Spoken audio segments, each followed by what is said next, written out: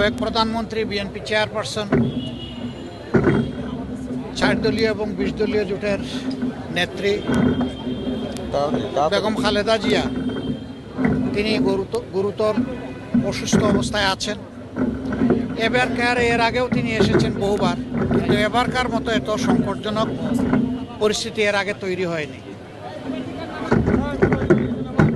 আমি ধৈর্য ধরছিলাম, দোয়া করছিলাম বাইরে থেকে, এবং ধারণা ছিল যে এখানে এসে ডিস্টার্ব না করি।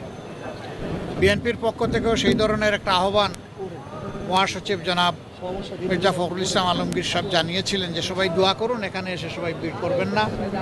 এখানে ওনারও চিকিৎসা বিঘ্নিত হচ্ছে, আরও রোগীদের চিকিৎসা বিঘ্নিত হচ্ছে। কিন্তু আজকে আর কোনোভাবে মনকে বুঝাতে পারিনি, এই জন্য আসলাম। আমি ওনাকে দেখে এসেছি।